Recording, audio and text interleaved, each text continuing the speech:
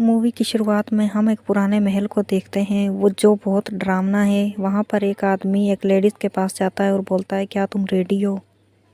वो जैसे ही दरवाजे के पास पहुँचता है वो लेडीज़ उसे पुश करके बाहर की ओर भागने लगती है। बाहर सिक्योरिटी ज़्यादा होने की वजह से वो अपने गले में एक तार को लपेट लेती है और ऊपर से जंप कर जाती है और वो बोलती है आज के बाद तुम्हें मेरे जैसी कोई नहीं मिलेगी। ये उसके लास्ट शब्द होते हैं। उसके बाद सीन चेंज होता है। हमें सीन कुछ साल बाद का दिखाया जाता है। हम बेली को देखते हैं। वो एक आर्टिस्ट है और वो एक वेटर की जॉब करती है। उसके साथ उसकी एक फ्रेंड है। वो दोनों काफ़ी खुश रहती हैं। बेली की फ्रेंड उसे एक लिफाफा देती है और उसे डीएनए टेस्ट करवाने के लिए बोलती है। दरअसल बेली के माँ बाप मर चुके हैं और उसका कोई भी कज़न या रिश्तेदार नहीं है और वो कहती है कि तुम्हें टेस्ट करवा के पता लगाना चाहिए, शायद तुम्हारा कोई रिश्तेदार मिल जाए। बेली उस लिफाफे को अपने साथ लेती है और अपने घर वापस आ जाती है और वो घर पे वापस आके बर्तन बनाने शुरू करती है और सामने वो अपने मॉम डैड के पिक्चर को देख रही होती है और वो खुद को बहुत अकेला महसूस करती है। फिर बेली अपने उस लिफाफे में ब्लड डोनेट करती है और नेक्स्ट डे उसके पास उसकी रिपोर्ट आ जाती है और उसे पता चलता है कि उसका एक कज़न भी है। अगले दिन बेली अपनी फ्रेंड को बताती है कि मेरा एक कज़न है और उसने मुझे मैसेज किया है और मिलने के लिए बुलाया है। वो वाइट आदमी है। उसकी फ्रेंड बोलती है तुम ब्लैक हो और वो वाइट कैसे हो सकता है। वो बोलती है कि मुझे जाना चाहिए, वो मुझे मिलने के लिए बुला रहा है। उसकी फ्रेंड बोलती है ठीक है तुम चली जाओ, अगर वो काफ़ी रिच हो तो तुम उसे फंसा लेना। वो बोलती है कि तुम सतर्क रहना क्योंकि वाइट आदमी बहुत ही हरामी होते हैं और अपना ख्याल रखना। वो कहती है ठीक है मैं अपना ध्यान रखूँगी और तुमसे बात करती रहूँगी। वेली अगले दिन उससे मिलने जाती है और वो वाइट आदमी वहाँ खड़ा होता है और वेली बोलती है मुझे उम्मीद नहीं थी कि तुम मुझे मिलने आओगे। फिर वो उसे बताता है कि ये सब कुछ मुझे मेरे पेरेंट्स से मिला हुआ है, मेरे पास बहुत पैसा है और मेरी फैमिली चाहती है कि तुम मेरे साथ मिलकर मेरे घर पे रहो। एली बोलती है थैंक यू, नेक्स्ट टाइम मैं तुम्हारे साथ ज़रूर चलूँगी। वो कहता है नहीं तुम्हें अभी आना होगा, हमारे घर पे एक पार्टी है, इसी बहाने तुम सबसे मिल भी लोगी। एली उसकी बात सुन के काफ़ी खुश होती है कि कोई रिच आदमी उसे अपने घर पे बुला रहा है। अगले सीन में हम देखते हैं कि एली लंदन के लिए रवाना हो जाती है और ओलिवर उसे सामने से लेने के लिए आया है। वो उसे पार्टी वाली जगह पर ले जाता है। एली वहाँ जाकर काफ़ी खुश होती है और सामने से जेम्स आ जाता है जो उस महल का मालिक होता है। तभी गाड़ी में से 4 लड़कियाँ निकलती हैं जो वेटर्स होती हैं। उनके ऊपर टोकन नंबर लिखा होता है और वो सामने से निकलकर जा रही होती हैं। तभी एली का हाथ उन पर लग जाता है और सारे गिलास नीचे बिखर जाते हैं। तभी वहाँ पर गार्ड आता है और बोलता है जल्दी से इन गिलास को उठाओ और अंदर ले जाओ। एली बोलती है मेरा गलती से हाथ लग गया था। तभी जेम्स वहाँ आता है और बोलता है कोई बात नहीं, अगर तुम्हारा हाथ लग गया था। तभी वहाँ पर ओलिवर भी आ जाता है और वो उसके साथ उसकी मीटिंग करवाता है और जेम्स बोलता है लगता है तुम्हें महल काफ़ी ज़्यादा पसंद आएगा। वो बोलता है ये महल भी मुझे विरासत में मिला है। एली सोचती है चलो कोई तो मेरा लाइफ पार्टनर बन ही जाएगा। तभी वहाँ पर उसका गार्ड आ जाता है और बोलता है मैडम मैं तुम्हें तुम्हारा कमरा दिखा देता हूँ। वो उसे महल के अंदर ले जाता है। महल के अंदर जाकर एली काफ़ी खुश होती है। ये महल वही होता है जो हमें फर्स्ट सीन में दिखाया गया था जहाँ एक लेडी सुसाइड कर लेती है। तभी एली को उस कमरे में ले जाया जाता है और वहाँ पर एली की मेड आती है और बोलती है तुम्हें किसी भी चीज़ की ज़रूरत हो तो प्लीज़ तुम मुझे बताना। सामने दीवार पर बेल लगी होती है। मेड उसे समझाती है कि तुम्हें किसी भी चीज़ की ज़रूरत हो तो तुम इस बेल को बजा देना, लेकिन बिना वजह मत बजाना। एली जाकर विंडो के पर्दे हटाती है और विंडो पर काफ़ी बड़े कील लगे होते हैं और वो मेड से उसके बारे में पूछती है। मेड बोलती है यहाँ पर बहुत बुरे पक्षी रहते हैं जो आदमी की आँख तक नोच लेते हैं, इसलिए ये कील लगे हैं। तभी वो मेड को थैंक यू बोलती है और अगले सीन में हम देखते हैं कि एली सो रही होती है और वो अपने फ्रेंड से वीडियो कॉल पे बात करती है। वो अपनी फ्रेंड को बोलती है कि यहाँ तो बहुत ही ऐश आराम है और ऐसी ज़िंदगी ही मैं जीना चाहती थी, काश ये ज़िंदगी ख़त्म ही ना हो। तभी कमरे की बेल बजती है और वो जाकर दरवाज़ा खोलती है। सामने जेम्स खड़ा होता है और वो बोलता है कि मेरे गार्ड ने तुमसे बदतमीजी की, इसलिए मैं तुम्हें सॉरी बोलने आया हूँ। बेली बोलती है कोई बात नहीं। अगले सीन में हम देखते हैं कि बेली मॉर्निंग वॉक के लिए निकली है और सामने काफ़ी अंधेरा होता है और दूर एक बल्ब जल रहा होता है। एली को वो जगह काफ़ी सुनसान लगती है। एली वापस घर जाकर दोबारा सोने लगती है, लेकिन उसे फिर से आँख खुल जाती है और उसे काफ़ी डरावना सपना आया होता है। एली डरते हुए अपने कमरे से बाहर आती है और वो देखती है कि सामने वही वेटर्स खड़ी हैं।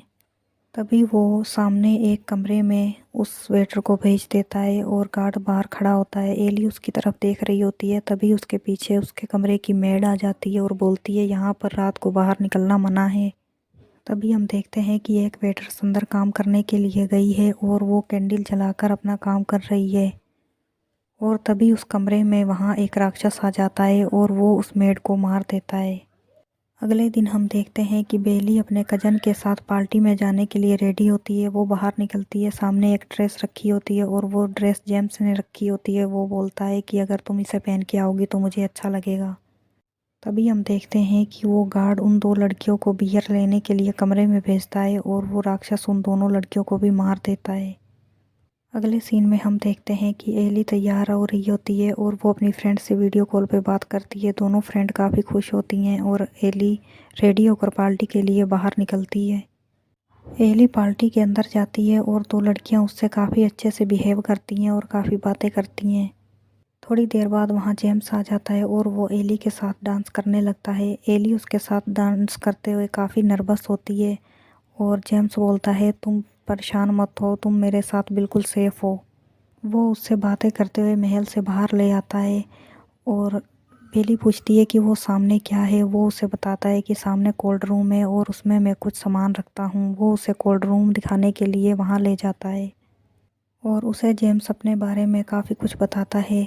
अगले दिन हम देखते हैं एली सो रही होती है और वहाँ पर एक राक्षस आ जाता है। एली काफ़ी डरती है और तभी वहाँ पर जेम्स आता है और बोलता है देखो यहाँ कोई भी नहीं है। वो एली को बोलता है ठीक है तुम डरो मत, मैं रात को तुम्हारे साथ ही सो जाता हूँ।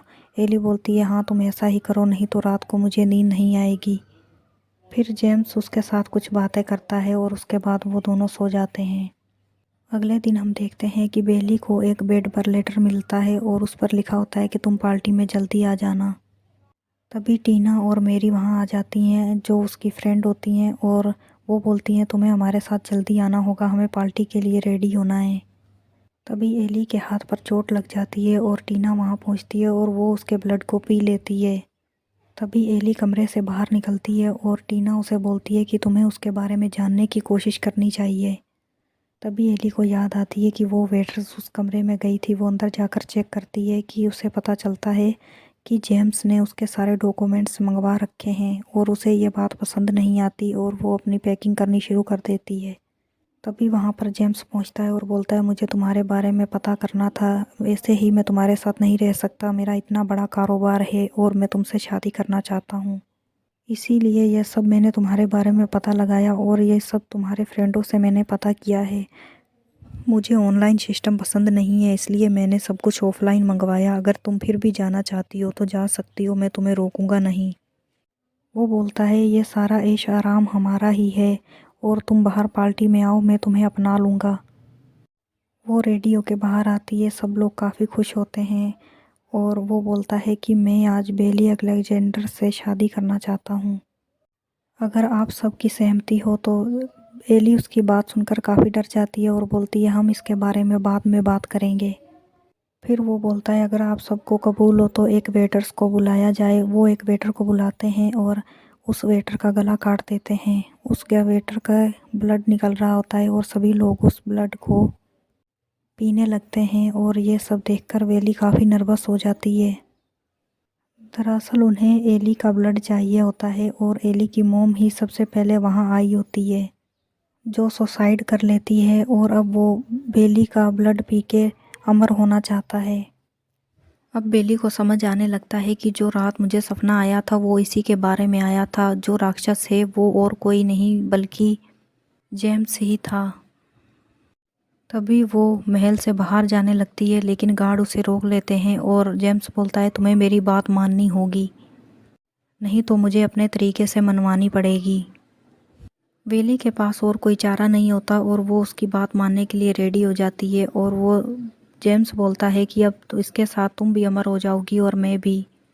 तभी टीना और मेरी भी वहाँ आ जाती हैं और बोलती हैं तुम्हें सिर्फ इतना करना है कि तुम्हें जेम्स का ब्लड पीना होगा और वो तुम्हारा पी लेगा। इतना करने से तुम दोनों अमर हो जाओगे और तुम्हारे साथ हम भी। हम कभी बूढ़ी नहीं होंगी, हम सदा ऐसे ही रहेंगे। एली काफ़ी ज़्यादा अपसेट होती है और बोलती है प्लीज़ तुम मुझे जाने दो, लेकिन मेरी उसे मनाने के लिए कोशिश करती रहती है। वो बोलती है कि सुबह तुम्हारी शादी हो जाएगी और अगर तुम ये रस्म पूरी कर दोगी तो हम लाइफ टाइम के लिए ही स्मार्ट रहेंगी। फिर वो लोग उसे एक कमरे में बंद कर कर वहाँ से चले जाते हैं। तभी उसकी मेड वहाँ आती है और वो उसे बाहर निकालती है और बोलती है कि तुम्हें यहाँ से भागना होगा। मैं तुम्हारी हेल्प इसलिए कर रही हूँ क्योंकि तुम्हारी माँ ने मेरी बहुत हेल्प की थी। तुम्हें उन्हें मारना होगा। तुम्हें उन्हें मारने के लिए या तो उनका गला काटना होगा या उन्हें जिंदा आग में जलाना होगा। तभी वो वहाँ से बाहर भागती है और सारी बेल बजने लग जाती हैं। सभी लोग उसे ढूंढने के लिए उसके पीछे निकल जाते हैं।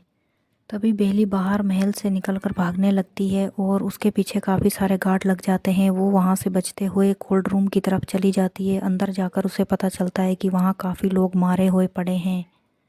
तभी उस कोल्ड रूम में वहाँ पर गार्ड आ जाता है और वो उस गार्ड को एक कमरे में बंद कर कर वहाँ से भाग जाती है।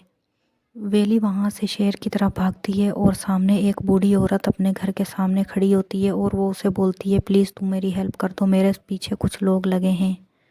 वो बोलती है ठीक है तुम अंदर आ जाओ। वो उसके लिए कॉफ़ी बनाते हैं और वो बूढ़ी औरत महल में कॉल कर देती है कि वो लड़की यहाँ पर आई है और तुम लोग उसे लेने के लिए यहाँ आ जाओ। तभी वेली एक सामने फ़ोटो देखती है और उसे पता चल जाता है कि ये लोग भी उसके साथ मिले हुए हैं। तभी वो उस टी को उस आदमी के ऊपर फेंक देती है और वो बूढ़ी औरत बेली पर हमला कर देती है। बेली बेहोश हो जाती है। बेली की आँख खुलती है और जेम्स उसके सामने बैठा होता है और वो बोलता है कि तुम्हें भागने की क्या ज़रूरत थी।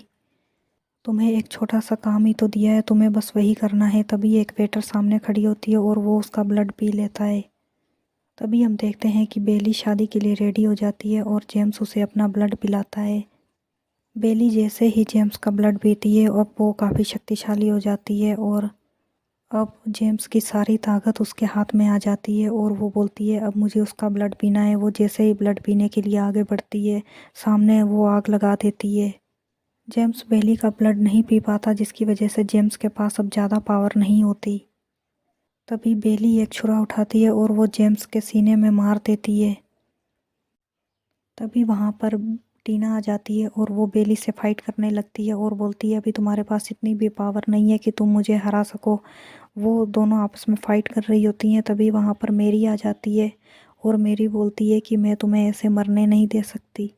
फिर मेरी और टीना आपस में लड़ने लगती हैं और दोनों के पेट में छुरा लग जाता है और वो दोनों ही मर जाती हैं। तभी हम देखते हैं कि जेम्स वहाँ आ गया है और वो बेली को मारने लगता है। बेली तार से जेम्स का हाथ काट देती है और उसे आग की तरफ पुश कर देती है। जेम्स आग में गिर जाता है और वो जल जाता है। अब जेम्स के मरने के बाद बेली में जो पावर आई थी वो सारी ख़त्म हो चुकी है और हम देखते हैं कि एली अब वापस अपने घर चली गई है। ये मूवी यहीं ख़त्म होती है। अगर वीडियो पसंद आई हो तो वीडियो को लाइक करें, चैनल को सब्सक्राइब करें। Thank you for watching.